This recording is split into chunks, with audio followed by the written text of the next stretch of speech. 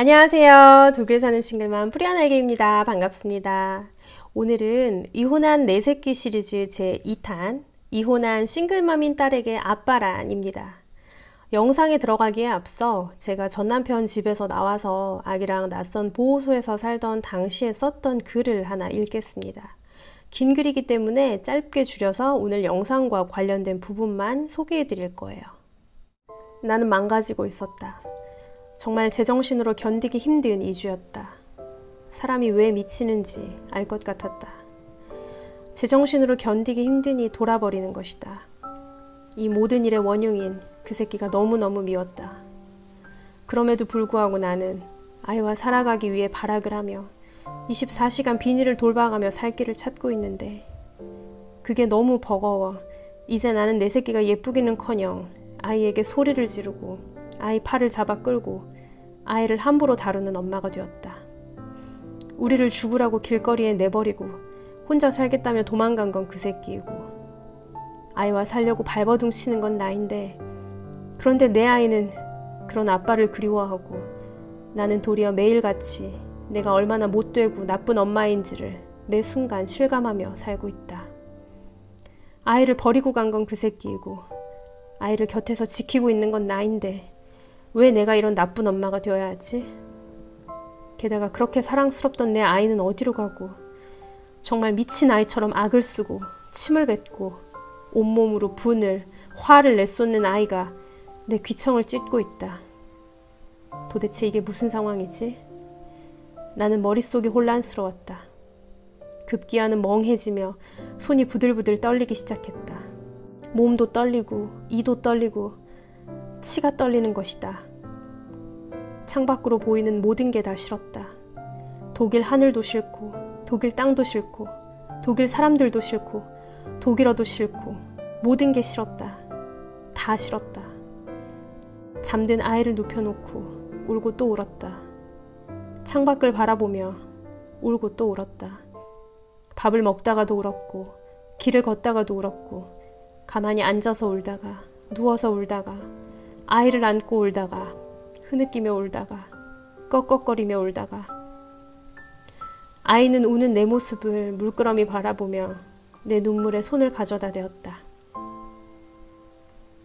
눈에서 물이 자꾸 떨어지니 신기했나 보다. 그런 아이의 작은 손바닥이 가슴 아파서 나는 또 울었다. 아이를 보면 그렇다. 누가 꼭 내 심장을 터지라고 꼭 쥐는 것처럼 그렇게 아프다. 어떻게 이렇게 아리고 아플 수가 있는지. 오만정이 떨어진 독일이라는 나라에서 발붙이고 살며 독일 사람들과 섞여야 한다는 것 자체도 지금은 고역이다. 그때는 매일매일이 저런 지옥 같은 나날들이었어요. 15개월짜리 아기를 데리고 언제 구해질지도 모르는 집을 구하러 매일같이 땡볕에 유모차를 밀고 다니던 때였는데 그렇게 한 달을 지내고 나니까 어느 순간부터 사지가 떨리기 시작하더라고요. 그러면서 이렇게 정신이 획가닥 하는 거예요. 저는 그 경계에 있었습니다. 사람이 이렇게 정신줄을 놓게 되는 거구나 하는 걸 그때 경험했죠. 그날도 이렇게 창가에 앉아서 까만 밤하늘을 바라보고 있었어요. 그 새카만 독일 하늘이 블랙홀 같이 나를 빨아들일 것 같아서 너무너무 무섭고 두렵고 그랬거든요.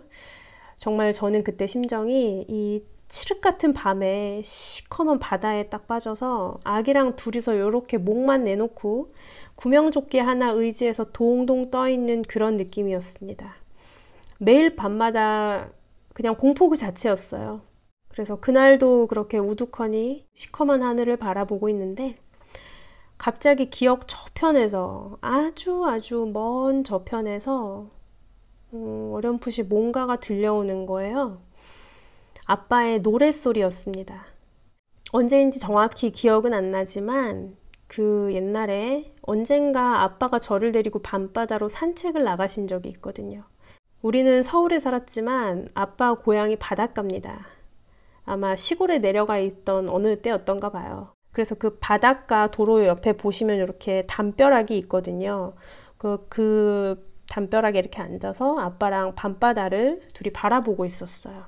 저는 많아봐야 한 5살쯤 됐을 것 같은데 그때 아빠가 저를 옆에 앉혀놓고 아빠의 인생 가치관이랑 철학, 뭐 꿈 같은 거를 말씀해 주셨습니다.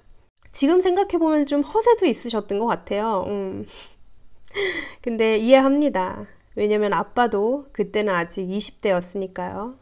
아무튼 정확한 대화의 내용은 기억이 안 나지만 그 대화의 맥락이랑 분위기, 오감으로 전달받았던 그날의 느낌은 생생합니다. 밤 공기는 따뜻했었고 그 새카만 밤하늘에 별이 얼마나 가득하게 박혀 있는지 이렇게 어린 마음에 제 머리 위로 이렇게 쏟아질까 봐 좀 걱정이 됐던 것 같아요. 그리고 밤바다가 굉장히 까매서 끝도 없이 펼쳐져 있는 게 좀 무서워지려고 했다가도 옆을 보면 아빠가 바로 있으니까 다시 든든해지고 또 무서워질만 하면 아빠가 옆에 있어서 다시 괜찮아지고 그랬어요. 그리고 이야기 끝에 아빠가 저한테 노래를 하나 불러주십니다. 클레멘타인이라는 노래 아세요?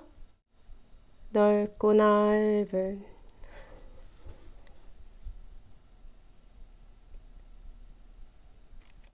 넓고 넓은 바닷가에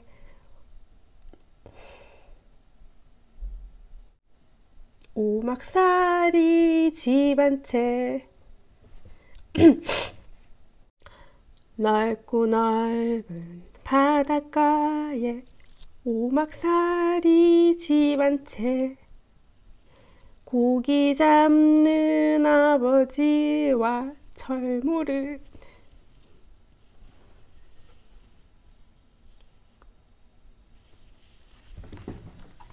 길지 않은 노래라서 그냥 좀 불러드리려고 했는데 울컥해가지고 부를 수가 없습니다. 눈물이 쏟아져서 한 4-5번 시도를 해봤는데도 안 돼가지고 여러분이 직접 찾아보셔야 될 것 같아요. 잘 모르신다면.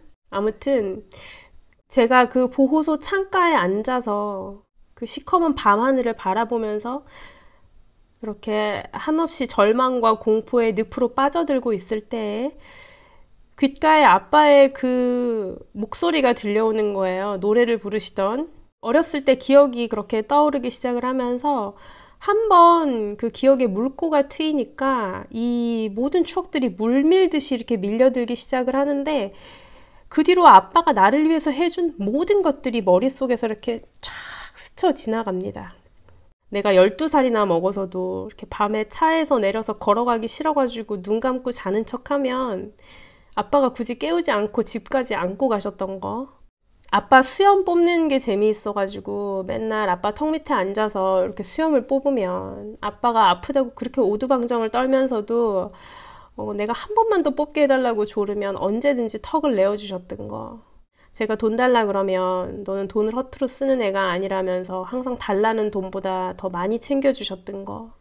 어린이는 커피 마시면 안 된다고 하면서도 항상 저를 위해서 이렇게 한 모금 남겨주셨던 거.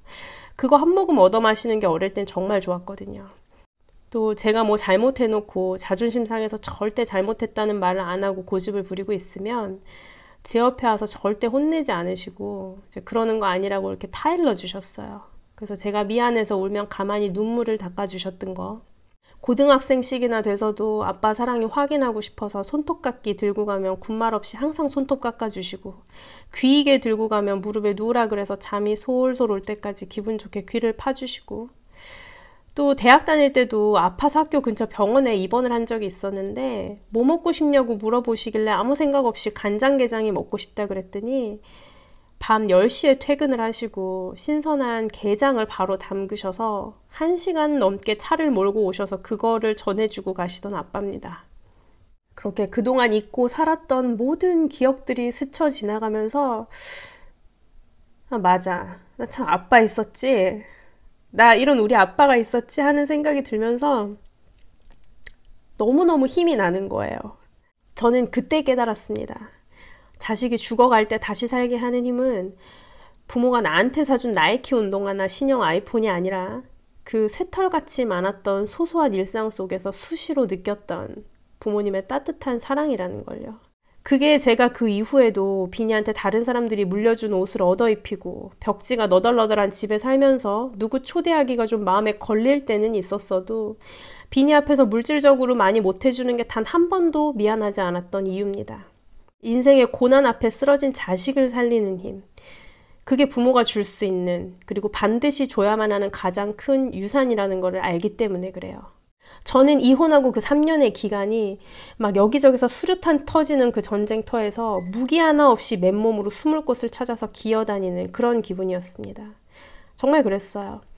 근데 그렇게 정신적으로 목숨을 위협받는 기분이 들 때마다 엄마 아빠가 나를 사랑해줬던 그 기억들이 이렇게 단단한 방패가 돼서 그 어떤 포탄이 터져도 저를 지켜주는 그런 느낌을 받았어요. 그리고 1탄에서 말씀드렸듯이 힘들면 언제든 돌아오라는 아빠의 그 말이 제가 독일에서 계속해서 싸워나갈 수 있는 무기가 되어줬습니다. 아빠는 그런 존재 같아요. 엄마처럼 매일같이 통화하고 뭐 막 곰살맞은 얘기를 나누지는 않아도 살다 보면 정말 힘든 그런 순간들이 오잖아요. 그럴 때 엄마는 내가 죽지 않게 내 입에 밥을 떠먹여주고 내 몸에 피가 돌게 이렇게 몸을 주물러주고 내가 춥지 않게 옷을 입혀주는, 나를 육체적으로 직접 돌봐주는 그런 느낌이라면 아빠는 자신의 몸을 희생해서 온몸으로 저에게 날아오는 화살들을 대신 맞아주면서 제가 스스로 일어날 수 있을 때까지 시간을 벌어주고 저를 정신적으로 끌어주는 느낌입니다. 제가 살면서 지금까지 삶에 큰 고비가 2번 있었어요. 첫 번째 고비는 언젠가 여러분께 말씀드릴 날이 올지는 모르겠지만 정말 저라는 사람 자체의 근본 뿌리가 흔들렸을 때였고요. 이혼은 그 2번째 고비였습니다. 그때마다 아빠는 단 한 번도 저를 혼내시거나 서럽게 만든 적이 없습니다. 제가 제 자신이 너무나 밉고 싫을 때에도, 그래서 차라리 나 자신을 다 망가뜨려 버리고 싶을 때에도 아빠는 그런 제 앞에 이렇게 딱 팔을 벌리고 서서 아빠가 다 막아줄 거야. 그러니까 겁먹지 마. 너는 그냥 걷던 길 계속 걸으면 돼. 그런 모습을 보여주셨어요. 그리고 그런 아빠의 일관된 모습은 이렇게 제 마음속에 깊게 뿌리를 내려서 튼튼한 기둥이 됩니다. 그래서 이제 더 이상 아빠가 내 옆에 없어도, 아빠가 나한테 직접적인 도움을 줄 수 없어도, 매번 똑같은 위로의 말씀을 하지 않으셔도 그 아빠의 진심이 두고두고 제 마음 안에서 메아리처럼 울리는 겁니다. 살면서 힘들어질 때마다 난 아빠가 있으니까, 내 뒤에는 아빠가 버티고 있으니까. 그게 정말 큽니다, 여러분. 하지만 그렇다고 해서 우리 아빠가 또 완벽한 사람은 아닙니다. 집집마다 저마다 나름의 가정사가 있듯이 우리 가족에게도 아픔이 있고 반목과 상처도 있습니다. 제가 철없는 아이일 때 비니를 낳고 기르면서 점점 엄마로 성장해 왔듯이 우리 엄마 아빠도 마찬가지였어요. 아마 여러분들도 다들 그러시겠죠. 괜찮습니다. 어떤 식으로 어떻게 키우셨건 모든 육아 방식에는 다 일장일단이 있고요. 여러분이 자녀를 사랑하는 그 마음만 진심이었다면 그 사랑이 지금 현재 꽃을 피우고 열매를 맺었든 아직 싹밖에 안 났든 씨앗인 채로 여전히 자녀분 마음속에 묻혀있든 때가 되면 싹은 다 틉니다. 그러니까 여러분이 자식을 잘못 키워서 이런 거 아닐까 하는 죄책감 같은 거 갖지 않으셔도 됩니다. 여러분 생각보다 여러분의 자녀분들은 똑똑하고 또 강인합니다. 살다가 위기가 찾아오면 여러분이 제대로 못해주셔서 마음 아려하시는 그런 부분들은 싹 제쳐두고 여러분께서 전해주신 그 사랑만 어찌어찌 찾아서 이렇게 동아줄 같이 잡고 살아갑니다. 그 사랑이 비록 신랏같이 가느다란 것이었을지라도 위기를 맞게 되면 그 위기를 걸음 삼아서 싹을 틔우고 꽃을 피우고 하면서 희망으로 크게 키워서 살아갈 겁니다. 그게 바로 자식에게 있어서 부모의 존재입니다. 그러니까 미안해하지 마세요. 이런 영상을 찾아보실 정도의 여러분이라면 그동안 자녀분에게 여러분이 얼마나 많은 상처를 줬다고 느끼시건, 함께한 시간이 적다고 느끼시건, 물질적으로 못해준 게 많아서 미안해하시건, 삶의 위기에 빠진 자녀분을 수렁에서 건져내시기에 여러분 사랑은 이미 충분합니다. 키워주셔서 감사하고 또 힘들 때 이렇게 살아갈 수 있는 힘을 주셔서 감사합니다. 다음 영상에서는 이혼한 내 새끼 시리즈의 마지막 편, 이혼한 자식을 대하는 부모의 5가지 자세에 대해서 말씀드리겠습니다. 뿌리와 날개라는 사람을 알게 되신 이후로 이 젊은 애기 엄마는 어쩜 이렇게 힘든 일도 잘 이겨내고 외국에서 야무지게 잘 지낼까 궁금하셨던 분들 많으시죠? 그 비법을 다음 영상에서 모두 알려드리겠습니다. 오늘도 저의 영상이 도움이 되셨기를 바라고, 여러분의 구독과 좋아요는 자유, 세상 모든 한부모 가정을 향한 자유입니다. 안녕!